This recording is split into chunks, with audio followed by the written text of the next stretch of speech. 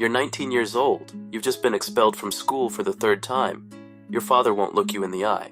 Your mother is crying in the kitchen. You have no money, no skills, and no future in the straight world.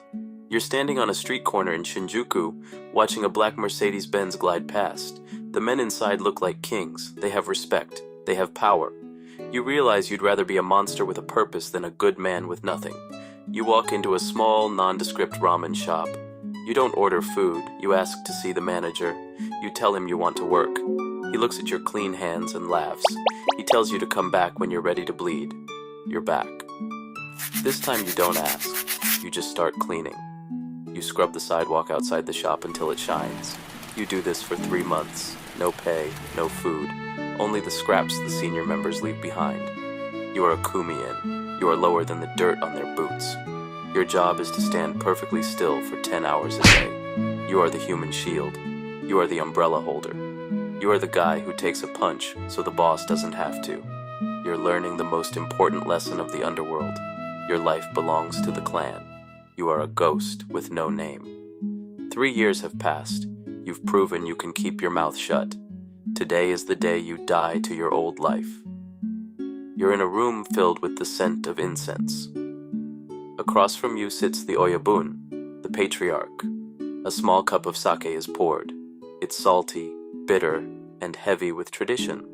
When you drink, your father is no longer your father. Your brothers are no longer your brothers.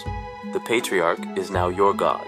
You receive your first tattoo, a small, painful mark on your shoulder. It's the start of your second skin. You aren't a servant anymore.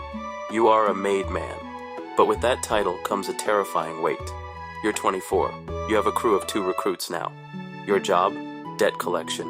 You spend your nights in dark alleys, reminding businessmen why they shouldn't gamble with the clan's money. You don't use a gun. You use your hands. You use a bat. You realize that fear is a currency. You're making $5,000 a week. You buy your first suit. You feel like a king. But then, you make a mistake. You lose a shipment of merchandise to a police raid. You've brought shame to the family. Your mentor hands you a white cloth and a small, sharp blade. The room is silent. You place your left hand on the table. You don't scream. If you scream, you're dead. You press the blade into the joint of your pinky finger. The pain is a white-hot flash that turns your vision red. You wrap the severed tip in the cloth and present it to the boss. He nods. You are forgiven, but you've lost more than a finger. You've lost your grip. A man with a missing pinky cannot hold a sword or a pistol correctly. You are now physically dependent on the clan for protection. You aren't just a member. You are a prisoner of your own loyalty. You're 30. Your body is 40% covered in ink. Dragons, tigers, and cherry blossoms crawl across your back. You are a Kyodai, the big brother. You oversee the protection rackets for an entire city block. Every shopkeeper pays you. Every bar owner smiles when you walk in, but their eyes are full of terror. You're clearing $20,000 a month now. You send money home to your mother in a plain envelope. She thinks you're a consultant. You want to believe it too. But then a rival clan moves in. They don't want a piece of the pie. They want the whole bakery. The piece is over. It's a Tuesday night when they hit your favorite club. 2 men on a motorcycle with submachine guns. Your best friend, the guy you drank sake with, dies in your arms. The street is stained red. You don't go to the police, you go to the warehouse. You spend the next month in a blur of violence. You learn how to disappear, you learn how to strike and fade. By the end of the month, the rival clan is gone. You personally ended the life of the man who killed your friend. You didn't feel sad, you didn't feel happy. You felt nothing. You're 38. You've been promoted to Shatigashira. You are the CEO of the streets. You move your operations into front companies. You own construction firms, talent agencies, and real estate offices. You're laundering millions. You have a wife and a daughter now. You live in a penthouse. You tell them you're an international businessman. You have a professional driver and a security detail. You've reached the level where you don't have to get your hands dirty. But your dreams are full of the faces of the people you've stepped on to get here. You're 45. You are an advisor to the high command. You handle the soft power. You pay off senators. You make sure the police look the other way during the big shipments. You've realized the Yakuza isn't about violence anymore. It's about information. You have wiretaps on your rivals and files on every judge in the district. You are untouchable, or so you think. The government passes a new anti-Boryokudan law. Suddenly, your bank accounts are frozen. Your business cards are illegal. The walls are closing in. The second in command is arrested. You take his place. You are the Wakagashira.